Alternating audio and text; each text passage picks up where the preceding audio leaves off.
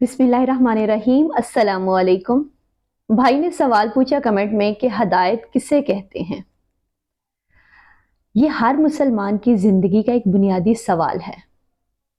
इसी सवाल की बुनियाद पर यह तय किया जाता है कि इंसान कामयाब है या नाकाम है।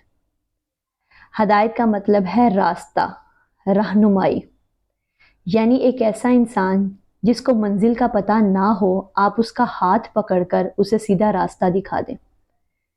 जैसे सूरह फातिहा में आता है, इहदिनस सिरातल मुस्तकीम। हदायत दो तरह की होती है, एक अंबिया के ज़रिए जो सहाबा की, या जैसे उस्ताद अपने शागिर्द को इल्म सिखाता है, और दूसरी हदायत तौफीकी है। अल्लाह ताला जिसको चाहता है हदायत देता है। तो हदायत किताबें पढ़ने का नाम नहीं है। सीधे रास्ते का मुतलाशी हर इंसान नहीं होता। मुसलमानों के लिए अल्लाह से मिलने का रास्ता हदायत है।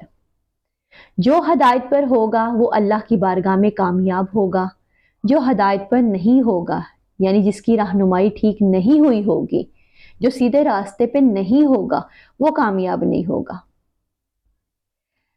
तो अल्लाह ताला से हमेशा इसीलिए इस चीज़ की दुआ की जाती है कि अल्लाह हमें हदायत नसीब फरमा, इहदिनस सिरातल मुस्तकीम, सीधा रास्ता हमें दिखा, वो रास्ता जो इंसान को कामयाब करे। अब मेरा सवाल आपसे ये है कि आप हर रोज़ क्या ये दुआ करते हैं कि अल्लाह ताला हमें हदायत दे? कमेंट में जवाब ज़रूर दीजिएगा इसका। जज़ाकिल्लाह।